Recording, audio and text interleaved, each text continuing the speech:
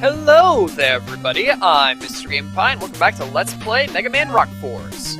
Today we're taking out Cut Man, and with him we're gonna fight Pulse Man. Not Shock Man. You know, you'd think that, Cut Man was originally strong against the Electrical Robot Master, so hey, maybe he's strong against the Electrical Robot Master in this game. That's not the case. Shock Man is not weak to him, Pulse Man is. I mean, you might also think that, when Mega Man powered up, he's strong against the Bomb Man, so maybe he's strong against Fuse Man in this game, because, Fuse Man is an explosive-based Robot Master, but, once again, no, it's the water-based Robot Master. Though at least this Robot Master has, like, some pipes on him and stuff. I guess he's supposed to cut those. Oh, that's not what I meant to do. But yeah, Cut Man, he has the Rolling Cutter, although it doesn't really act like it originally did. The Rolling Cutter goes forward and then backward again, much like Tornado Man's propellers. Although, if you want to, by holding up in the attack button, you can throw a Rolling Cutter in a similar arc to what it originally moved in. And by pressing down in the attack button, you can throw a Rolling Cutter that actually rolls. As such, Cut Man has quite a diverse moveset here. However, his mobility isn't exactly anything to write home about. It's pretty much the exact same as Mega Man's. He does have a wall jump, but it's like a Mario wall jump, where you have to have another wall to really utilize it effectively. And that doesn't really come up very often. One good thing about Cut Man's attacks is that they will do multiple hits of damage, and they can ignore shields. So Sniper Joes and shield attackers are basically helpless to the likes of Cut Man.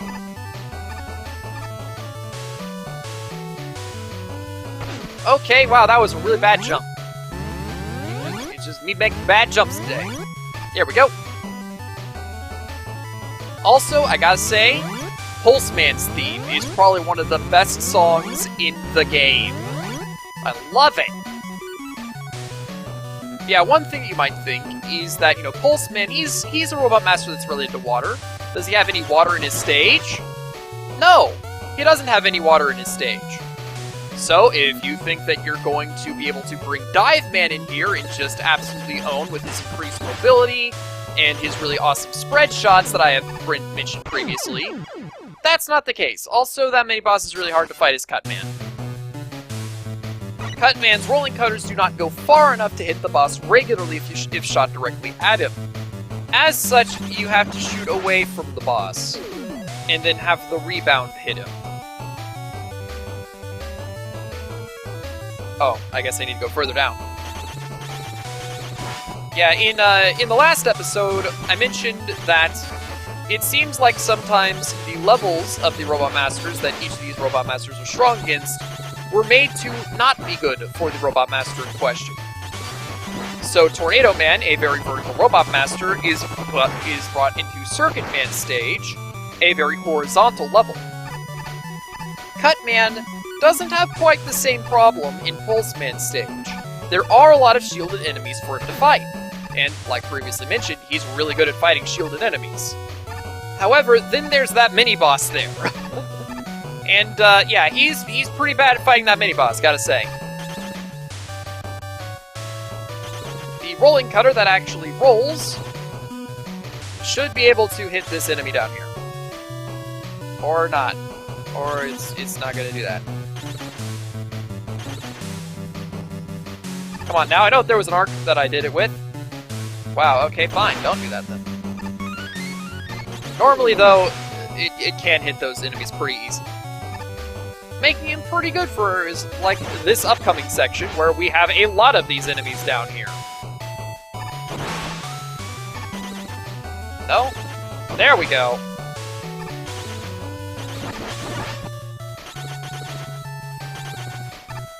Ah, come on now. Yeah, except it was badly timed.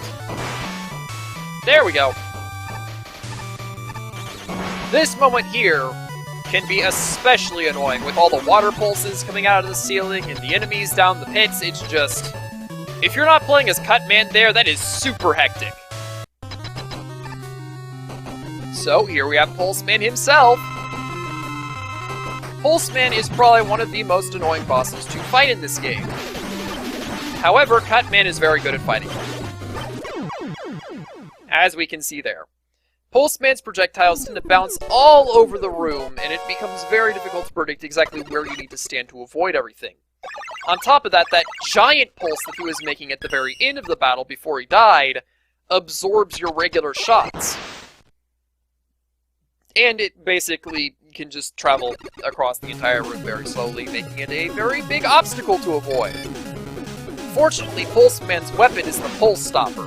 It's basically the Metal Blade of this game. You can fire it in 8 directions, you can hold it on top of yourself to use it as a shield, it goes through enemies and does multiple hits to them, and you can have 3 on screen at a time, and it only uses 1 ammo unit per shot. So it's really good. But we're not going to be using it, because the Robot Master that we got is Nitro Man, the best Robot Master of the game. And we're going to be using him in the next one. So you might be wondering, who is Nitro Man strong against? In Mega Man 10, he was strong against Commando Man, who was the explosive Robot Master of the game, and very heavy. So you might think, hey, he's strong against Fuse Man. He's not. He's strong against he is strong against Shock Man, for some reason. And Shock Man, as you may notice, is the Robot Master that harmed Justice Man at the very beginning of the game. Now here's the reason why I die. Okay. Here's the reason why Nitro Man is so awesome. He can turn into a motorcycle. He can also throw his wheel cutters at various angles. And he can hold them out in front of himself to essentially act as a melee attack. These enemies, whenever they jump on these platforms here, will actually activate the platforms and make them dangerous to be on top of. Nitro Man can ride up walls while motorcycle form, allowing him to get to areas that other characters can't, or go across pathways that other characters can't. This mini-boss is really annoying, just in general. It really doesn't matter who you're playing it as, it's just, this mini-boss is super annoying to fight.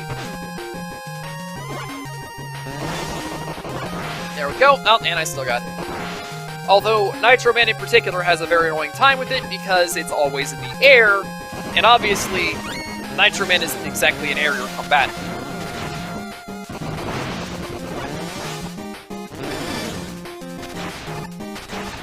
Nope!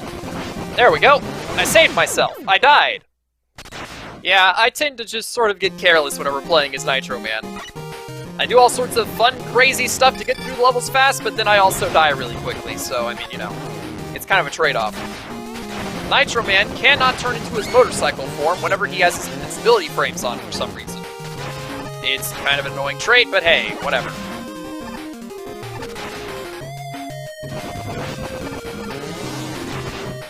Oh, okay. Also, I think that Nitro Man is actually immune to the electrical shocks whenever he's in his motorcycle form, so that's helpful.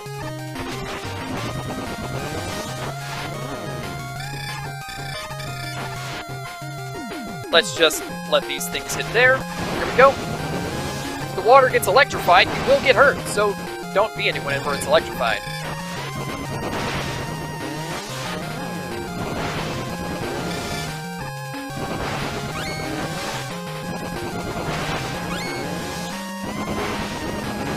Yeah, as you can see, Shock Man's level kind of requires some patience, which means that Nitro Man can have a tough time.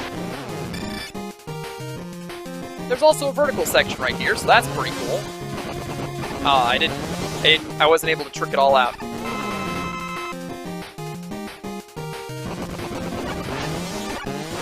There we go.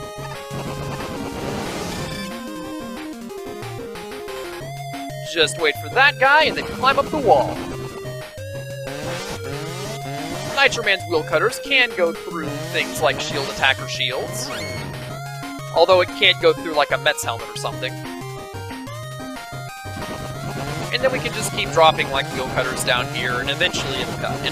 There we go. Don't even need to jump, just right across the area.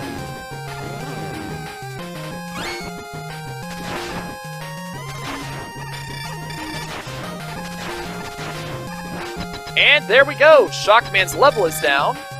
So let's take on Shockman himself. Shockman is a little bit hard to fight as Nitro Man because his thing is that he is completely different from the intro stage. He's practically always jumping.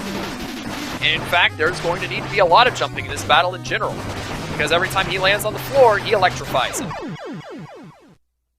He also has a move where his hands go up into the air, electrical shocks come from his hands down to his body, and whenever they hit his body, the entire floor gets electrified. But yeah, because Nitro Man can just hold out a wheel cutter all the time, it makes it very dangerous for Shockman because he's just constantly getting damaged. And from Shockman, we get Elec Man. Elec Man is really awesome, but first we gotta talk about Mega Man's new weapon, the Shock Gauntlet. It's basically the Thunderclaw from Mega Man 8. That's basically it. It goes forward, it comes back, it can collect collectibles, it hits enemies multiple times. It's not really that great, but it does what it needs to do. Anyway, now we move on to one of the other best Robot Masters to play as. So, Elec Man. Back in Mega Man 1, he was strong against Iceman. And then in its remake, he was strong against Time Man. There aren't any Robot Masters that are like that here, so he's strong against Fuse Man.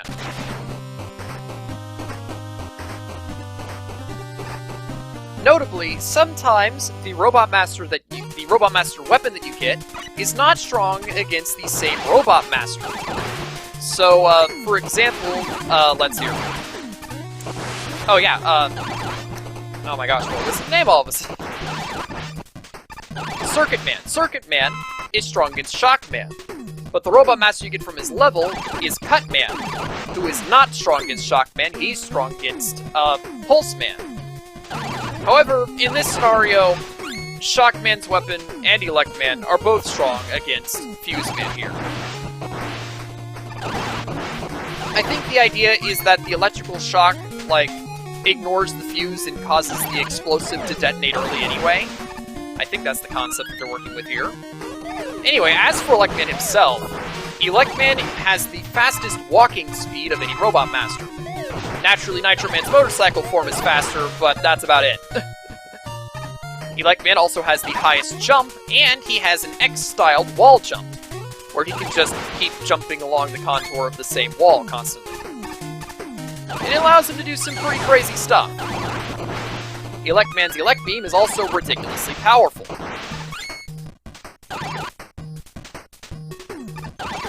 Uh-oh. There we go. Made that. I'm just gonna jump over you. Yeah. Fuse Man's level requires you to be pretty quick on your feet. So in that regard, Elec Man is actually really good for this level because he can just run really fast constantly. You can only have one Elec Beam on screen at a time, and due to the fact that it's kind of a slow-moving projectile and goes in multiple directions, it can take a while for you to be able to get another shot off. As such, you do need to be a little bit careful about when you're firing and where you're firing.